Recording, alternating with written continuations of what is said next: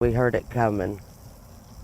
We heard it ripping our house apart. There's a lot of devastation in there and a lot of tragedy. And you're kind of looking around and you're taking it in and you're grateful that you're alive. I've never experienced anything like this before. Hope I never have to again. I just wish there was a playbook for what to do next, where we go. There certainly is no playbook, but communities across the Miami Valley are picking up the pieces and mourning at the same time after last night's deadly tornado outbreak left destruction across the state. Now, this is a look at what is left of the Lakeview area from our Dayton 24/7 Now Skyview. It's completely surreal, and tonight we know 3 people were killed from those storms in Logan County after that EF3 tornado destroyed Lakeview, Orchard Island, and Russell's Point. The National Weather Service also confirming tonight an EF2 hit Darke County and Miami counties. An EF1 tornado hit Mercer County, and then a second EF1 blew through Mercer and then into Auglaize County as well.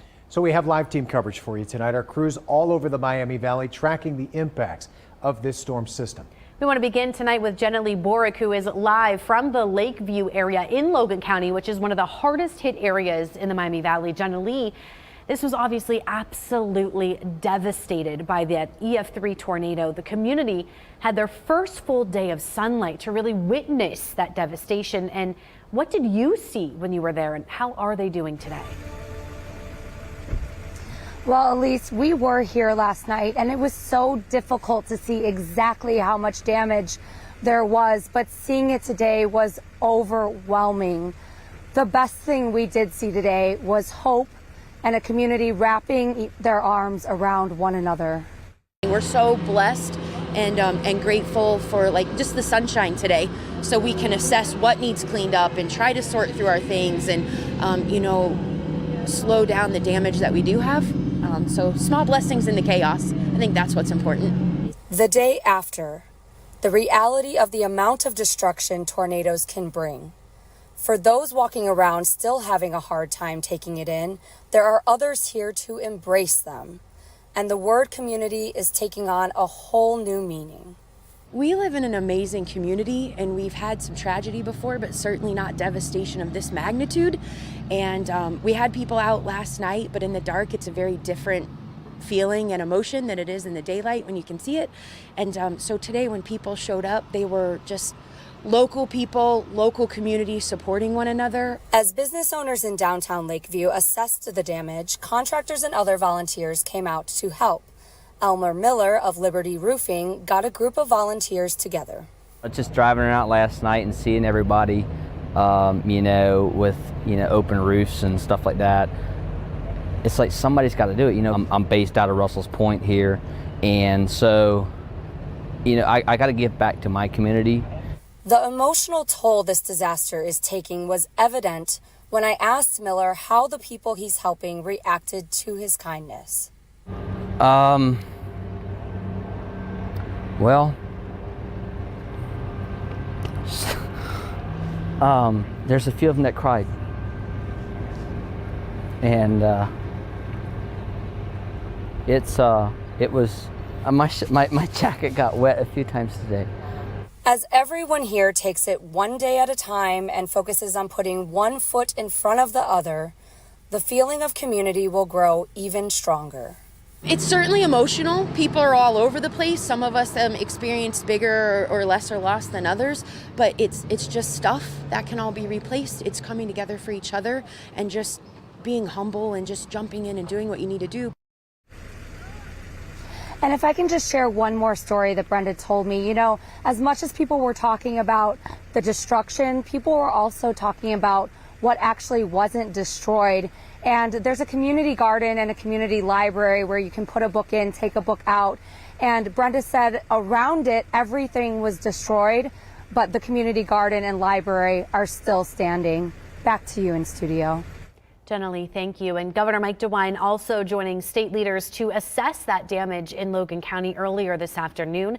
At Indian Lake High School, the governor says he admires the strength of the people affected by this storm and has faith the community will recover. I'm always amazed at the resilience of the people of the state of Ohio.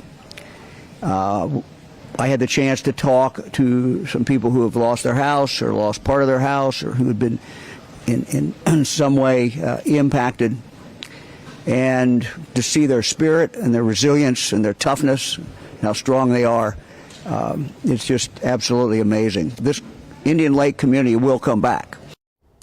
Also in Logan County, South Shore Estates, a mobile home park was hit incredibly hard by this storm.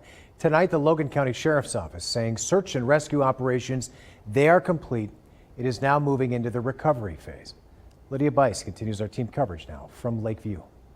Residents here in the Lakeview area are still picking up the pieces after last night's storm, and some are also mourning the loss of loved ones. We know that 2 people right now are confirmed to have lost their lives here at the South Shore Estates in Lakeview. And now I'm going to step out of the way and kind of show you what is left of this mobile home park here. So obviously you can see pieces of wood and tree limbs down on the ground. You can see this patio here where there used to be lawn furniture and even an animal crate completely torn apart. And then if you head over here, more sticks and shingles, even a teddy bear, which broke my heart earlier today, lying in the grass. People's front doors blown off. Again, you know, the tree limbs, just not much left of some of these homes here. And now today I asked South Shore residents, what do you need, whether it be bottles of water or snacks even, and what they told me that they really need are portable phone chargers. They even told me that they're passing around the same one so they can all charge up their phones and call loved ones. But what they really need, if any of you at home would like to help, are those portable phone chargers. Not the ones that plug into a wall, but the ones that you can get that are just portable. You can take them anywhere. That's what they need right now. Now, the Logan County Sheriff's Office has confirmed that 3 people total here have lost their lives. And of course, we're going to keep waiting for any more updates from them. We know that law enforcement were here earlier today checking to make sure no one else is trapped and checking for more casualties. So we'll be sure to update you here on air and online at Dayton247now.com. Back to you. Now, Logan County was not the only area that was hit hard last night. An EF2 tornado also blew through parts of Darke County as well. Gwyneth Falloon has been out near Greeneville all day today. She joins us now live. What have you been seeing out there today, Gwen? Adam, it's really almost hard to describe what I have been seeing all day today. I spoke with a family of 4, and they tell me they were hiding underneath the stairs last night when that tornado came through. Now, their home is heavily damaged, but it is still standing tonight. However, they had 2 brand new barns, and those are completely gone, just leveled to the ground. But despite all of this, they say they're grateful because, like many others I spoke with, their family, friends, and loved ones are safe tonight. Darke County putting their lives back together tonight. We're just happy to be here. Scott Miller lives off of Horatio Harris Creek Road near Bradford. He says his family was down in the basement waiting for the tornado to pass. We're a little shaken up, but we're fortunate, and no one from our family got hurt. The Miller's home had little to no damage, but his neighbors weren't so lucky. Just down the road, churches with roofs ripped off, 30-year homes no longer inhabitable, and barns that once stood, now gone. It's really tough, especially knowing through the years, and we've interacted with them many times, and we're very fortunate, but them not so much. They've lost a lot of barns, houses, a lot of debris and trees and things like that. For some, like Debbie Morton, last night's events haven't quite sunk in yet. We were just watching television. Next thing we know, we check outside and there's a tree on our front porch. We heard nothing, we saw nothing. For others, though, they're just grateful it wasn't worse. The roof on the front of the house and some damage on the back, too. There's a little bit of damage on my garage. Ray Bradbury has lived in Greeneville Township for more than 2 decades. He says he's never seen anything like this. You can see the shape of the sheet metal. There's no straight pieces there anywhere. It's all wrinkled and torn. But as the community continues to pick up the pieces, they say it's each other who will get them through it. It's nice to have neighbors. Everybody has neighbors, so you help your neighbor out when they need it. People here say it will take some time to fully recover and rebuild from last night's devastating tornadoes. But they say if they have learned anything throughout all of this, it's to take those tornado warnings very seriously. Back to you. And I wanted to get into the tornadoes that we did see across the Miami Valley. Now, keep in mind, these are preliminary tornado reports. The National Weather Service has been working very hard all day long to survey this damage. So right now we have an EF1 tornado confirmed in Mercer County, as well as one Mercer into Auglaize County. We have an EF2 for Darke into Miami counties, as well as an EF3 that was in Logan County, actually was in Auglaize, made its way into Logan County. That's the Lakeview tornado there. Now, perhaps the one we had off to the north, these three could perhaps just be one long track tornado. So we could actually see the number of tornadoes go down once this is all said and done with. Either way, if you put this into perspective, an EF1 tornado, 86 to 110 miles per hour, poles can be toppled, significant roof damage. EF2, 111 to 135, roofs can be ripped away. And then our EF3 tornado, what we saw in Logan County, entire floors destroyed, vehicles displaced, most standing objects can be toppled over. That's what we saw there. Thankfully, we have much quieter weather in the forecast, so we'll have more on that coming up here in just a bit. In the midst of tragedy, the community coming together in strength, how neighbors are helping neighbors who lost everything, plus how you can help in their time of need. Plus calmer weather across the Miami Valley for tonight. I'll have our weekend forecast coming up. Here's a live look from our Eco Plumber Skycam. You're watching Dayton 24/7 now.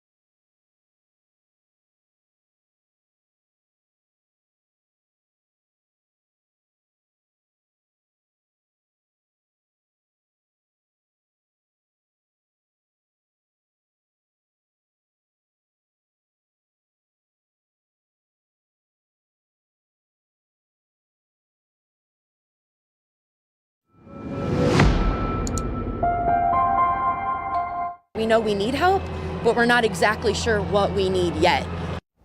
Volunteers working hard all day gathering supplies at Indian Lake High School for those in need. Now, the images you see here behind me, but we've seen even more of neighbors helping neighbors, have really stuck with us. And it isn't just there, but all over the Miami Valley. Tage Joshi shows how the community is healing after tragedy. These storms' impact across Logan County can be aptly described with one word: devastation.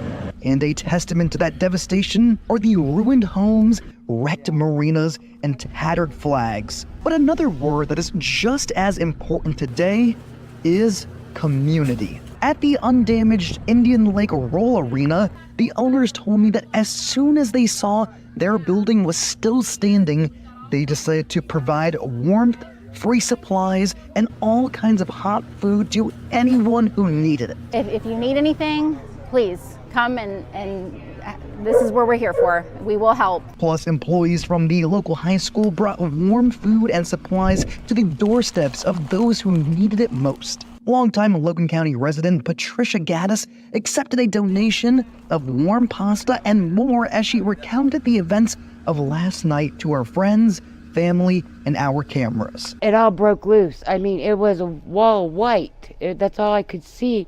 And then the next thing I know, things flying in the window, and he's laying out here on the porch with his head covered. But he's alive. He's alive and good. Buckeye at the Lake is another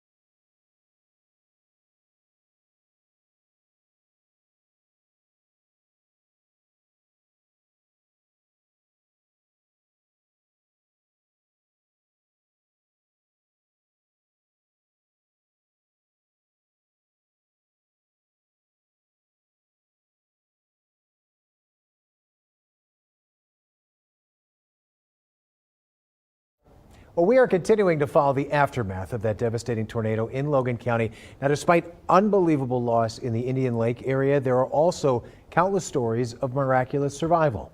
Our morning anchor, Nathan Edwards, spoke to a man this morning who hunkered down with his dog and survived unbelievable horror. Yeah, he's way out of his norm. Ron Watt has lived in Lakeview for decades. The past 9, he and his wife have also lived with the rescue Chihuahua, Chi. But Thursday night was unlike any he's ever experienced. An unrelenting tornado bearing down on them. But I got against the wall, against the chest freezer, against a couch, and got the dog and put the dog up under me, put some pillows on him, pulled a big sleeping bag over us to try to protect the best we could. And about that time, all hell broke loose. In moments, it was over. The time to recover will take far longer. It's very devastating to just instantly pretty much lose everything, but you do have to be very thankful that, you know, me or the dog didn't get a scratch on us. And when you see this devastation, to not get a scratch was very lucky. You think you had a guardian angel last night? Yeah, yeah. Earthly angels also looking over them. A family friend bringing Watt, his wife, and dog a camper to stay in. I said, wow, you know, thank you, because you can see what I got to live in, you know. So he went and got the camper, and we backed it in here in the dark. And like I say, it's just running off battery power. I just got a little light in there. I don't have any heat or anything like that, but at least I have a roof over my head, so I'm thankful. And of course, that was Adam reporting. Nearly 2/3 of fourth graders in the U.S. are struggling to read at grade level. That's why Dayton 24/7 Now is partnering with Reading is Fundamental and our parent company, Sinclair Broadcast Group, for Sinclair Cares, supporting children's literacy. Scan the QR code to donate to our virtual book drive. Well, Dayton men's basketball playing only one game in the Atlantic 10 tournament this week. How Duquesne was able to upset the Flyers on a Thursday full of upsets on the court in Brooklyn. You're watching Dayton 24/7 Now.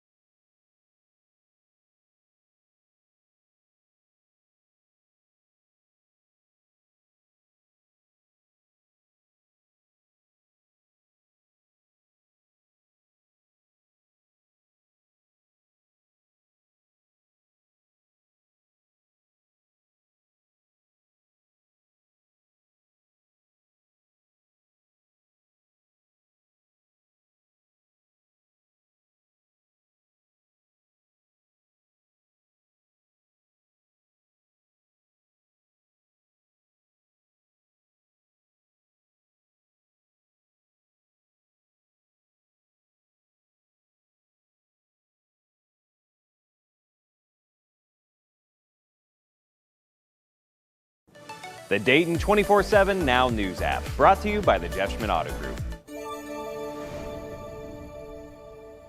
Hello, I'm Matt Digby. This is the Bob's Discount Furniture Sports Desk. The one constant with college basketball tournaments is the potential for upsets. Case in point, the Atlantic 10 tournament. Top seed Richmond lost in the quarterfinals yesterday. 2 seed Loyola Chicago lost, and 3 seed Dayton knocked out in the quarterfinals Thursday. The Flyers were going for a third win of the season over Duquesne, but the Dukes starting on the front foot. Dayton pulled to within 2 at halftime and had the lead midway through the second half, but the Dukes ultimately winning 65-57. It's the first time since '06 that all top 4 seeds lost in the quarterfinals. UMass also losing to VCU. Now Dayton is still in position to receive an at-large bid to the NCAA tournament on Sunday, but their seeding will be affected because they lost in the A-10 quarterfinals without winning a game. Ohio State basketball in the Big Ten tournament in the quarterfinals tonight against Illinois, a game with countless momentum swings. The Buckeyes leading by as many as 10 midway through the second half, but Illinois coming back to win 77-74. So the Illini advanced to Saturday semifinals. No big dance appearance this year for OSU, but the NIT is not out of the question. But the Jake Diebler question, does he get the